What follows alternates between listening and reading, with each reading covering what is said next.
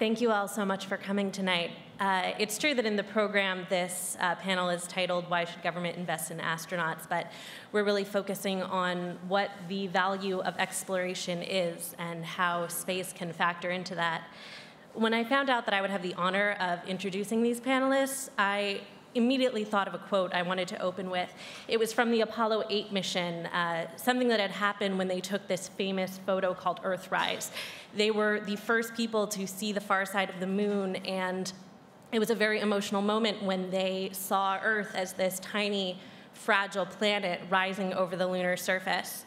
I couldn't actually find the quote. I'm not sure the one I was thinking of exists, but in looking for it, I found about 30 similar quotes from other astronauts talking about this incredible view, this incredible perspective they got once they were off-world. And that's really what astronauts bring home to us. They are our modern explorers, and they see the Earth as none of us really can. Even in today's age, when we can all Google these photos for ourselves, it's really different to see it from above. And then these explorers and scientists and teachers and doctors and engineers come home, and they get to take that sense of exploration and use it to give back to the rest of us. So without further ado, I would love to welcome to the stage Commander Chris Hadfield, an astronaut, test pilot, author, musician, BBC host, and producer of the Rare Earth YouTube series.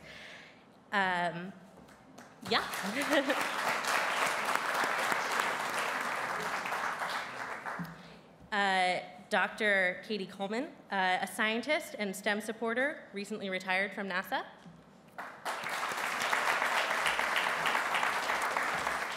And Dr. Mae Jemison, a doctor and environmental studies professor, tech consultant, head of the 100-Year Starship Initiative, and former astronaut. And Chris, would you come start us off? We are, by our very nature, unstoppable explorers. It begins as an infant when you learn to walk, a year before you learn to talk. There's a reason for that, why evolution has driven us that way. And it's because we have to go and see and try it out and lick things and taste them and touch them. That's how we learn. And that has been going on for millennia as we have been exploring and eventually settling around our planet Earth. It started even before we became a species. This early version of us, which we call erect or upright, Homo erectus, they were one of the most successful early versions of us as a species on Earth. And everywhere on this map that is yellow, Homo erectus explored. And the pattern is repeated. They lived somewhere for a while. Some of them were successful, but some of them left that place to go somewhere else. Either they were dissatisfied, or the environment became overcrowded, or there was a shortage or a war, but they left and moved. And from 1.9 million years ago until about 50,000 years ago, Homo erectus slowly moved across that part of the world. Their technology kept them relatively close to the equator, but their technology allowed them to move. Starting about 250,000 years ago, this earlier version of us, Neanderthal, went everywhere that there's mustard color on the map. And they thrived up until, we think, maybe 25,000 years ago. They lived during the ice ages. They found technology that allowed them to survive in a place that otherwise they could not have thrived. But this is us, Homo sapiens. And everywhere, a good-looking version of us right there.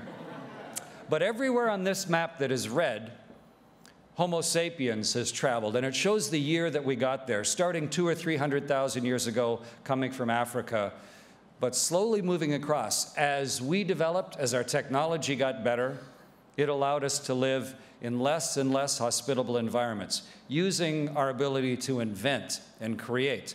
And it was always the pattern of initial exploration, finding a place that was worth staying at, seeing if our technology could support it, and then moving there. the repeated pattern of exploration and settlement. And most recently, as Rachel just showed, Homo sapiens has not only gone in 2 dimensions around the surface of the ball, but as far as to the nearest orbiting body on the moon, taking pictures like this one. And it was because we, for the first time, had invented technology that enabled it. The technology enables the exploration, which eventually allows the settlement. But it takes drive, and it takes inspiration, like challenging your people to build Mars Science City, or saying something outrageous like, we're going to put a satellite around Mars by 2020 or 2021. That galvanizes people and challenges them and gets them to do things that otherwise they never would even attempt. And when Kennedy did that for the United States in 1961, when he made that announcement that they were going to put a man on the moon, the United States had 15 minutes of spaceflight experience. 15 minutes and 25 seconds, one flight. And he stood up and said, we're going to put a person on the moon by the end of the decade and bring them back safely. And they did.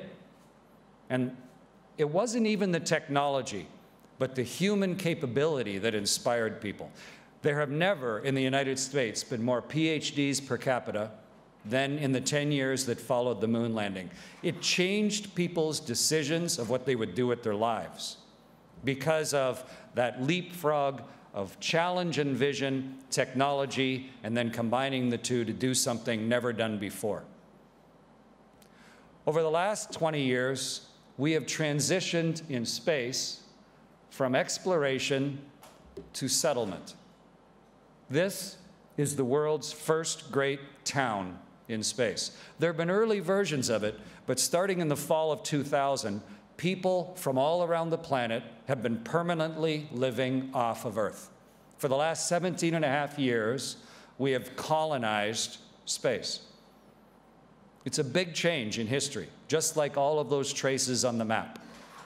And this is an amazing human accomplishment, driving the very edge of our technology into a very threatening environment, just like for the last 2 million years. But it also gives us a perspective we've never had before, an awareness of the world, to go around the world every 92 minutes, to see the whole planet 16 times a day, to be able to just lean over to the window and take a photograph of Dubai at night, like I did for this one here. And just 25 minutes later, you're over Australia. It's an amazing new ability to see ourselves and to start to understand the rest of the universe. I've had a chance to do 2 spacewalks also, and there is nothing that crosses over between the scientific and the personal, the technical and the artistic, like being alone out in the universe, holding onto a spaceship with one hand. And at one point in the darkness, when my eyes were adjusted, we flew through the aurora. And not just looking at it in the distance, but actually having it ripple underneath and around the spaceship and pouring between my legs as a spacewalker. This is something we've only just imagined and fantasized about since those first explorers started heading north and south. But now this is part of the human experience, to directly see and do something just like our infants do in trying to understand the rest of the universe. But what's next? Launch is still the most dangerous thing. Between Mae and Cady and myself, we've left Earth 7 times. Multiple different rockets, 3 different space shuttles, 2 different Russian rocket ships. If you add it all up, we have about an hour of riding rockets between the 3 of us. And it is the most dangerous time of my entire life. I used to be a downhill ski racer. I used to be a test pilot. Flying a rocket ship per second is the most dangerous thing I've ever done. But we're applying the technology to try and simplify it and improve it, just like we have since the beginning of exploration. The 2 big problems are getting above the atmosphere and going fast. And that on the side of the space shuttle that the 3 of us flew, those huge white rockets, their entire job is to get us above the atmosphere. And it was early, our design wasn't very good. And those rockets, they fell in the ocean. You could sort of rebuild them, but they were largely destroyed every flight. We could reuse them, but you almost had to completely rebuild them every time. But most recently, our technology is improving. And instead of having those first stage rockets that get you above the air, instead of them tumbling into the water and maybe or maybe not being reusable, we've challenged ourselves as this particular version of human to see what if we could land those things? What if we could reuse them again? And for the sound guys, if you can turn the volume up, please. 3 years ago, for the very first time, we tried to land one of these rockets that had just delivered a satellite to space. This is how the very first test went.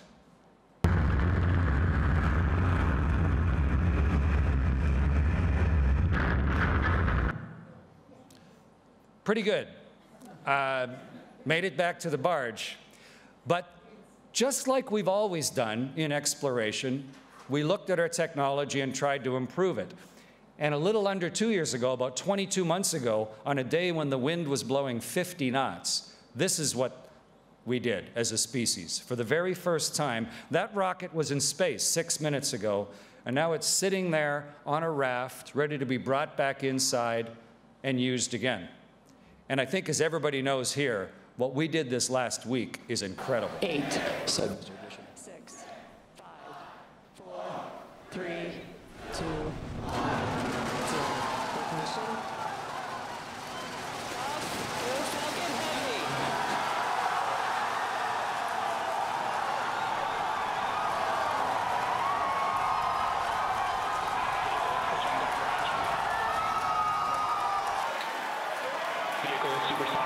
You've heard the call-out. Vehicle is supersonic.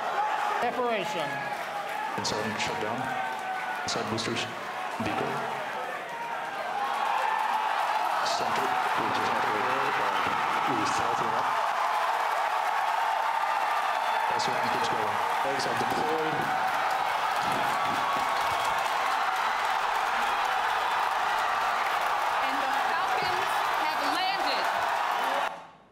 We did all that in 3 years. After 1.9 million years of slow development, the pace of invention is accelerating. And this is no little pipsqueak rocket. Those two things that landed side by side a couple days ago are monsters.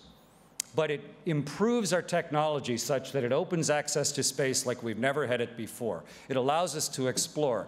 And it allows us to start to settle space, to go that transition from exploration to settlement, which is our standard pattern around the world. And the next logical destination is the moon.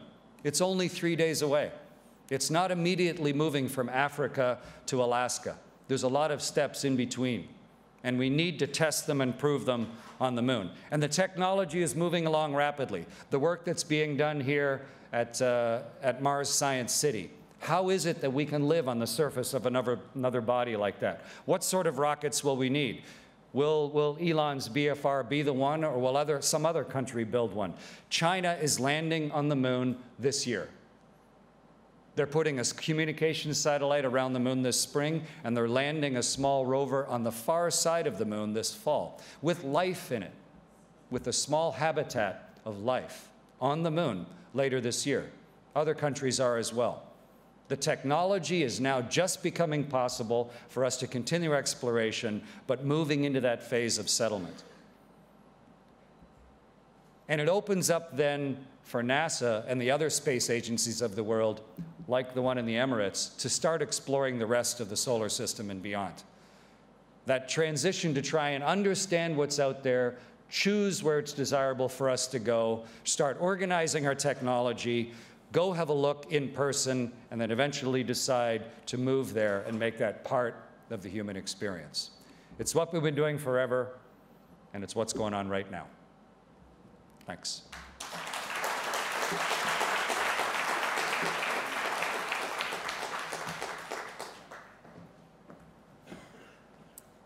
Never gets old to watch those things, does it? Not even a little bit. There is something so amazing about being inside a rocket and leaving the Earth. I've done it 3 times, and every single time there's just something inside you that just really in your gut understands how hard that really, really is. And I think that if you're sitting in this room, it's because you do understand that, and you understand why we want to go further. And Mars is that next step, and I'd like to thank our host today. I'd like to thank Popular Science for trying to bring science literacy to everyone, because it's a necessary part of our lives, and it's certainly a necessary part of stepping further from this planet. So we'd like to thank them. And I'd also like to thank Chris Carberry and the folks that Explore Mars, because for something this important, it takes a lot of people, and it takes a vision, and it takes someone who is willing to come and knock on that door and knock on other people's doors. All of the speakers that you've seen in this symposium today, tonight, and yesterday in the workshop are all here because one person has a vision, and he understood that it was important to be here, that we could start something when we came here. We could be part of something we weren't already a part of. So I'd like to thank Chris. I'm going to focus on the space station, or as my 10-year-old would say, Mommy's space house. This is a pretty wonderful picture. I'm very proud of it. I didn't take it, but I am one of 3 human beings who've ever seen this site in person. There's only one time that we have in the Soyuz undocked to go home for landing when the space shuttle was still present and docked to the space station. And Paolo Nespoli from Italy, Dmitry Kondratiev, and I were in that Soyuz. Paolo took these pictures. And they're used everywhere, and I think it's because it gives us a vision that this place exists, even if everybody can't go yet. It's really important for everyone to understand that it's up there and what we're doing there. We do those things as people, as crews. It's an international space station with more than 17 countries participating. We have, of course, Russia, the US. We have then Japan. We have Canada. Trying to remember everybody, Chris. and many, many countries in Europe are already partners. But we have more, with all the experiments that we're doing, there are many, many more partners than that. On our crew alone, we have myself from the US, Dmitry Kondratiev from Russia, and Paolo Nespoli from Italy. And this is a picture of all of us really excited about going to space. So here's the deal. This is a picture of all of us excited about going to space. We come from different places. We express ourselves in different ways. And my crewmate in the middle, who I think is the one you're chuckling about, is Dmitry. And Dmitry is more excited than any of us could be because it's his first mission, and Paolo and I have already been. And I had to learn that this was Dmitry's face, his demeanor, when he's serious, when he's in official position. And I had to learn that that face wasn't necessarily saying, Cady, were you saying something important? Because this is our crew, and we're all different. So I'm going to share a couple things about the work that we did up there, because it's necessary work both for exploration and for sustainable Earth. And I'm also going to share a little bit about how we do that as a team that, at least in this case, looks unlikely, but actually performed quite tremendously. We go up as a group of 3 in the Soyuz, but we join 3 people who are already on that space station. So 2 more Russians, 1 American. Together, we make a crew of 6. And some of the work that we do, actually I'll say all the work that we do, is amazing. And the way I like to think of it is it gives us a lens, a different way to think about scientific processes that are really important here on the Earth, like what do liquids really want to do? I mean, down here on Earth, we don't really get to see everything because gravity is such a large force compared to the tiny forces that control liquids. And so why is that important on Earth? Because every process that uses liquids, everything that is flow through a pipe, every factory that uses liquids in their pipes, every sewer system, every place where we're trying to use water to grow crops, trying to extract oil from the earth, trying to clean oil from the soil, so many medical processes, our very veins are liquid through pipes, and we get to understand those tiny forces up in space using almost a different lens, a different way to look at them, because we take away that big force of gravity. Likewise for combustion, The candle flame on the left is the Earth kind of candle flame that you are familiar with. Lighter gases rising up, making that very typical shape. On the right is our space flame. And the key here is that because things burn differently without gravity, we can make measurements that here on Earth we have to make in less than a second. We can make those measurements in over 40 seconds. So the amount of data, the kind of data, and the kinds of things we can observe are completely different. And this is the place where we are forming those next steps to go further. And it's a place where it's only an hour and a half away from home. If we want to come home, it takes about an hour and a half if we're in a real hurry. It's not 3 days from home like the moon, and it's not 6 months from home like Mars. And part of the reason that we haven't taken those steps yet to go with people to those further places is that we're not actually ready. We have things to learn, and we're learning them on that space station. Here's that round candle flame. We learned a lot. Learning about pollution, combustion, how to make things more pollution-free down here on the Earth. We're also growing plants in a place that it's very hard to do so. Similar to many places here on Earth, and just like it's going to be when we go to Mars. So the things that we're learning there are good for exploration, and they're also essential for sustaining our life here on Earth. Unfortunately, there's a great synergy between the two. And there's also just learning about ourselves, our bodies. There's a lot of things that are different without gravity. And the bad news is that we actually suffer weight loss 10 times faster than a woman who has osteoporosis who's 70 years old. So essentially what she loses in a year, we can lose in a month up in space if we do nothing. But with the things that we're learning up there, we are coming back. I can at least speak for my own scientific results. I came back with the same amount of bone that I left with. And it's not because I'm Superwoman. It's because we're learning about what kind of exercise can keep us healthy, what kinds of vitamins and minerals keep us healthy. And those lessons are essential for that long journey and that long stay on Mars, and essential for our healthy lives here on Earth. So how do we do this work together, these really hard things? That's a supply ship there. I was the second person ever to capture a supply ship from the International Space Station. It's a big deal because the supply ship is the size of a giant school bus and weighs, in this case, 16 tons. And the space station is the size of a giant factory. So we can't actually move the factory if things go wrong while we're doing this capture with, I'll save Chris, the Canadian robotic arm. So using that Canadian robotic arm. And we do this as a team. And this is Paolo and I in the cupola doing that capture for the second time ever. And when I look at this picture, the first thing that I think of is lunch. Not because we ate that day. I mean, I will tell you, I was way too nervous and excited to be eating lunch that day. But because even though Paolo's a really easy, gregarious guy and easy to get to know, we had a lot to learn about each other in order to do this thing that we were going to be we had to be at our very, very, very best selves to do this well. And I learned those things at lunch. I'm a person who eats lunch actually in their car. There's granola bars, there's a box of them in my car. There's some fresh fruit and much fruit that is not fresh. And that's lunch for me, is driving around the Space Center from class to class. Paolo's Italian. Lunch is part of the fabric of his being. And take it from me, I spent 159 days in space with him. It is impossible for that man to eat by himself. But that is where we learned to do this. And Nicole Stott, I wanted to show her, she's the first person ever to do that capture of a supply ship using the robotic arm from the space station. So it takes teamwork, and to do that teamwork, we have to really dig down and get to know each other. And to do that, I think we use our magical perspective, actually, that we get from space. We learn to look at each other differently because we have to.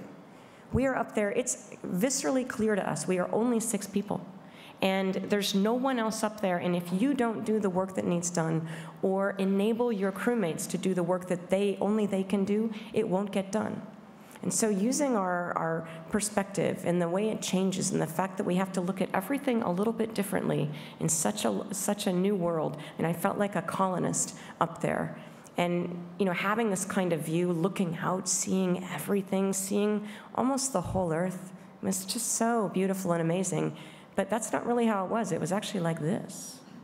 I mean, think about it. If the Earth is down and we're looking at it, we can't be on the top, we must be on the bottom. When you get to space, the whole up and down, just a matter of perspective. It doesn't really quite matter.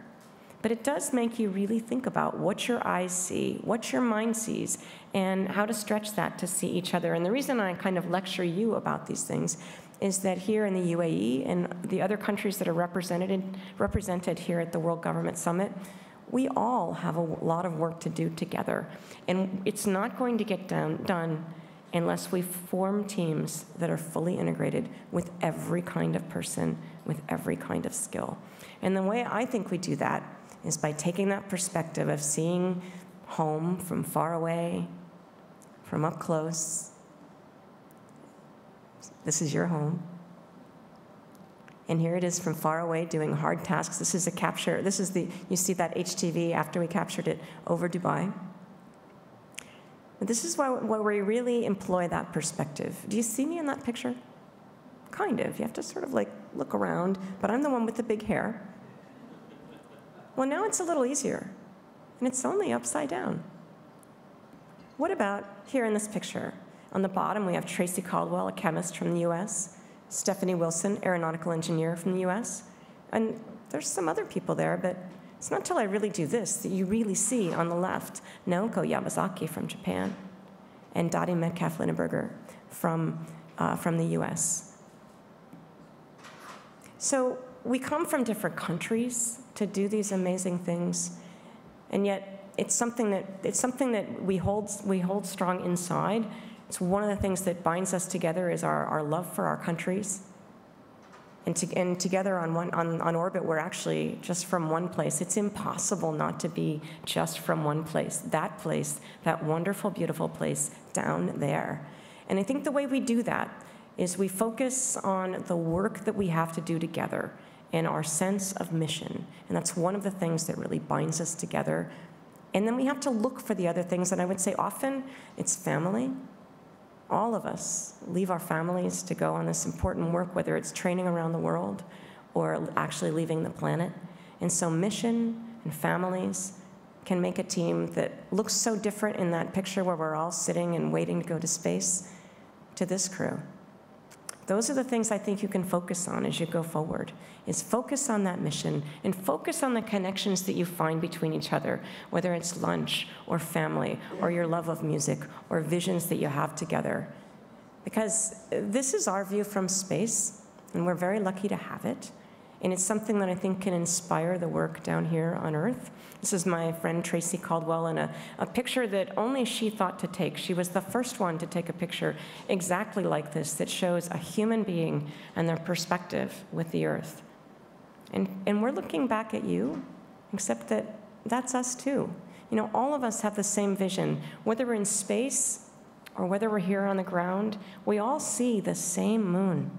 We see the same stars. We see the same faraway stars and planets. And together, right there on that rock, we are the crew of Spaceship Earth. Thank you.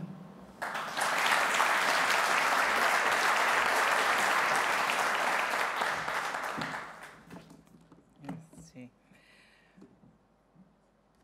I want to, if they can get the slides up, I want to start off by asking you a question. Do you remember the first time that you looked at the stars?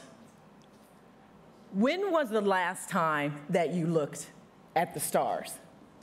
And I'm asking you that question because it is fundamental to everything that you've just heard about.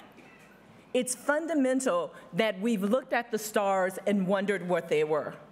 And that's what actually started this whole idea of space exploration off. So this conference is really about how governments shape the future. That's what we're talking about, how governments shape the future. And we're talking about the future, but here's the thing.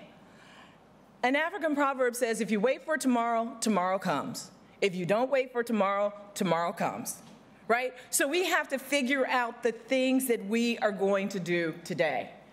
I lead a project called 100-Year Starship.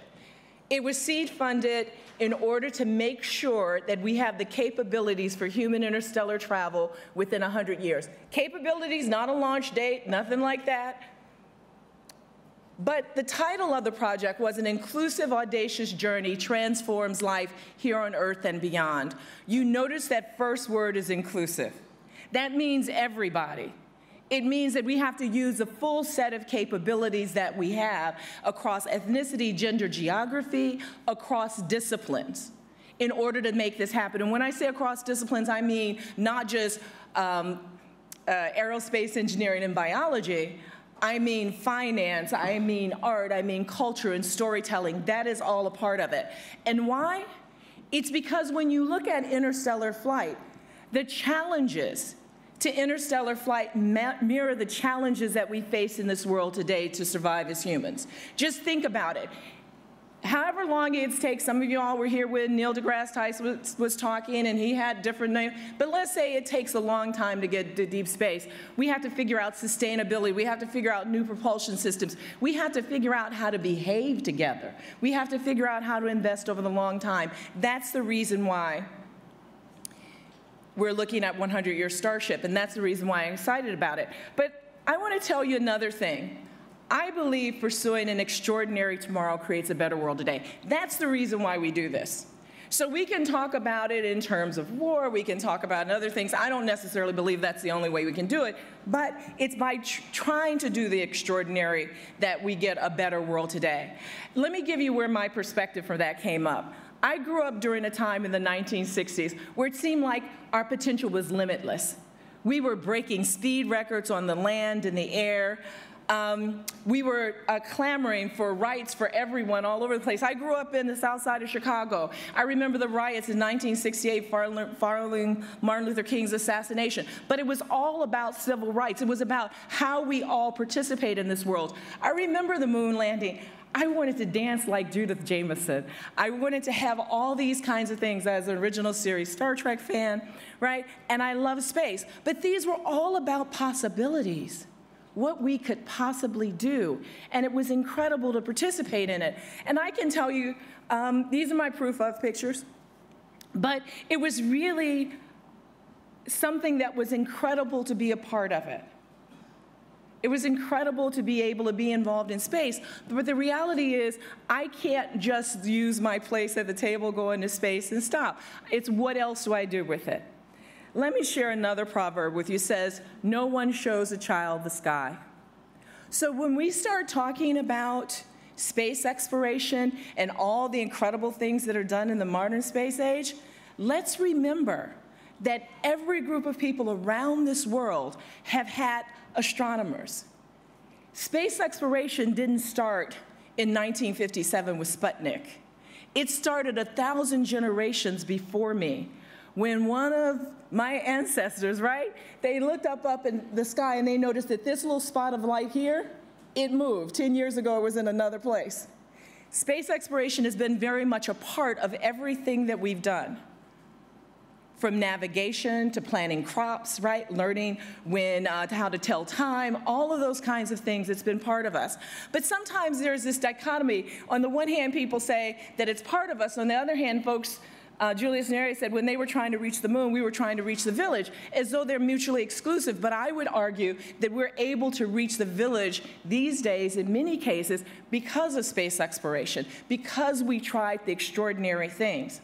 So when people ask the question, how will governments use space exploration technology and innovations to really make a difference for improving life here on Earth? It's really how can they? And how can they is, well, I gotta tell the truth.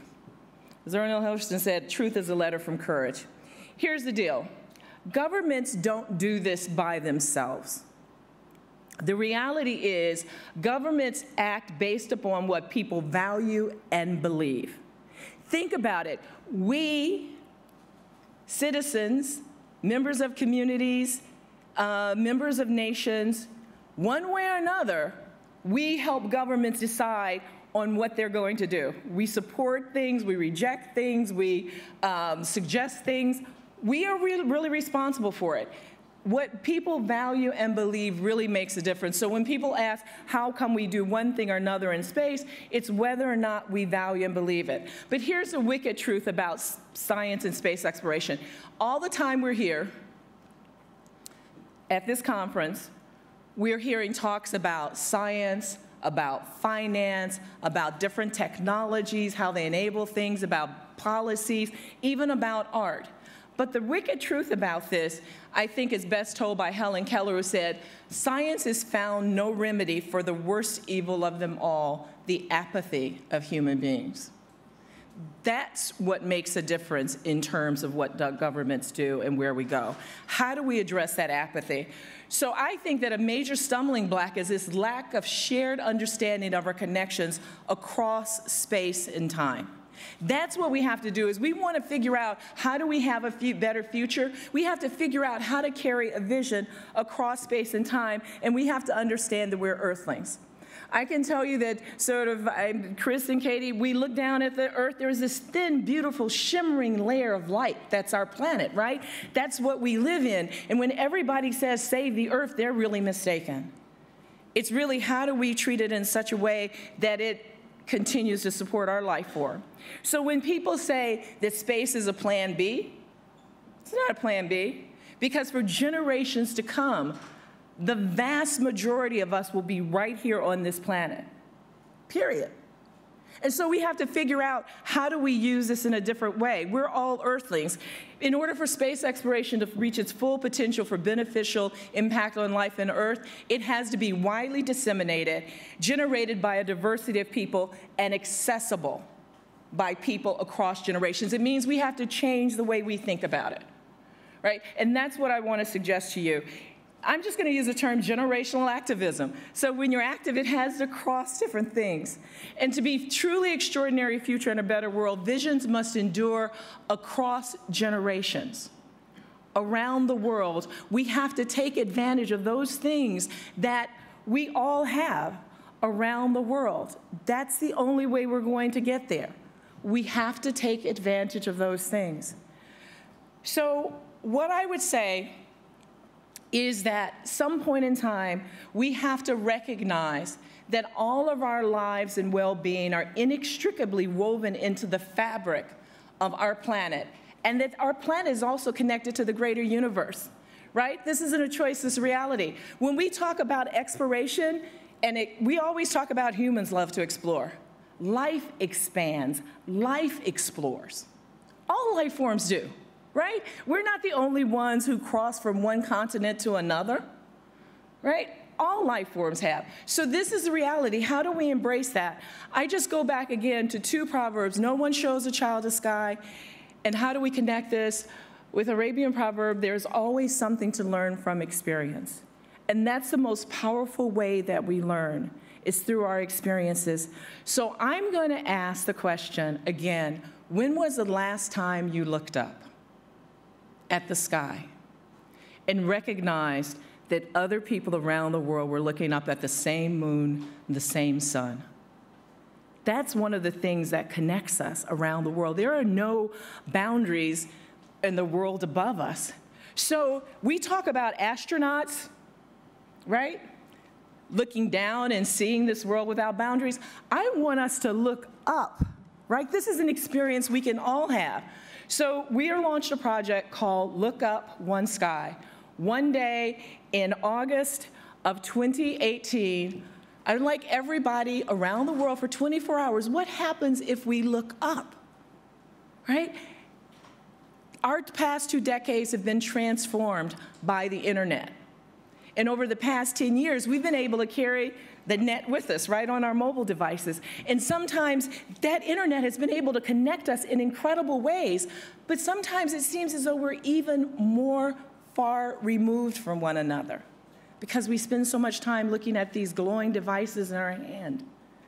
What about if we looked up from them one day, record what we see in the sky, our thoughts, our hopes, our dreams, maybe even our fears of the future, and how we might be able to come in wherever we are, whether it's a road in Sierra Leone, the pyramids, looking up at the night sky. You know, whenever you look up, you go outside right now, that's still space, right? If we just look up, wherever we are, and record what we see. And so what we're doing is to create a tapestry where we'd ask people to look up, and you can join in wherever you are, look up. for 24 hours.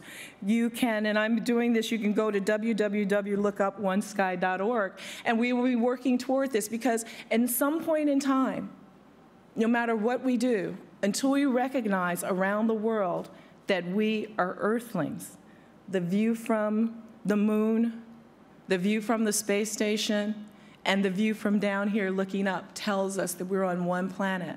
But let's experience this. Let's put it together. There's a lot to digest, but very simple. With all the things that we've said and talked about space exploration, it seems incredible, it seems extraordinary. But I'm going to do one last quote from Cynthia Hemmel. She said that there's a microscopically thin line between being thought the most gigantic idiot on Earth and being a brilliant genius. So what the hell, leap. Join us. Thank you.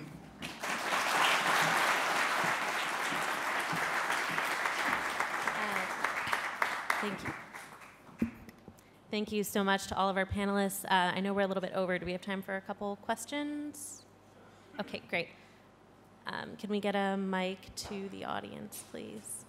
Hello. So my question is, what type of knowledge design capabilities does the astronaut require? We know that in the past it was different. Now, and also in the present, the future, it would require a different mindset, different ways of thinking, and different ways of generating knowledge and being able to use it. So, in your perspective, what do you think an astronaut in the future would require? And the second question, thinking of going to the space with our hearts full of passion toward developing the whole world, for example, how does it affect your passion, your development of passion in your hearts? I think the first thing to think about is not so much what skills you have, but to really look for which skills you don't. Because actually, it's the sum that's important.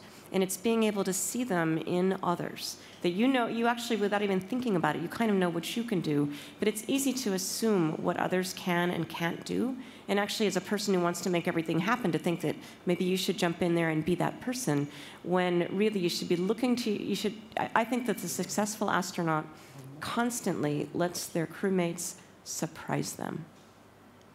To me, one of the greatest moments of excitement within me is when I see a group of people, doesn't matter where they are, to have collectively figured out how to do something that we've never done before, whether it's artistic or whether it's scientific, that improves the lives of as many people as possible. To me, that is a really exciting measure. To see what the boys and girls at SpaceX did last week, they just kicked a door open that can never be closed. The most powerful spaceship since the space shuttle, but in a way that we've never seen before. That's the very vigor of human inventiveness and capability. And for astronaut attributes, the further we get from Earth, the more independent we're going to have to be able to be, the more multispectral we'll need to be. One of the great science fiction authors wrote that specialization is for insects. We have to be good at a lot of different things. And when you're on Mars, which is so close, it's still basically impossible to get real-time advice from Earth. And the crew that go to Mars, they will no longer be Emirati. They won't be Earthlings. They will be Martians within weeks of leaving Earth. And they need to establish that in their minds, that this is who we are. We are these explorers, and we need every single skill that Earth has to bring with us there. I would add to what Cady and Chris have said, that when you go further from Earth, you need to have a sense of self. The longer you stay away, you need to have your own internal compass and ethics and moral and sense of self and can-do, decisiveness, but a little bit of risk-taking as well. And fun. So we have one last question right here. Hi, so I don't know if you've seen a picture recently of astronauts looking at a plant at the International Space Station.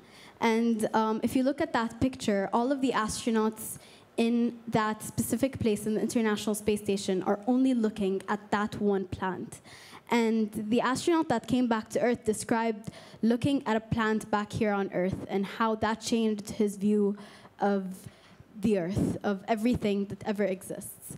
My question is, after coming back here to Earth, do you still have a longing for space? Even though space is desolate and there aren't plants or any life forms, do you still long for space, and why?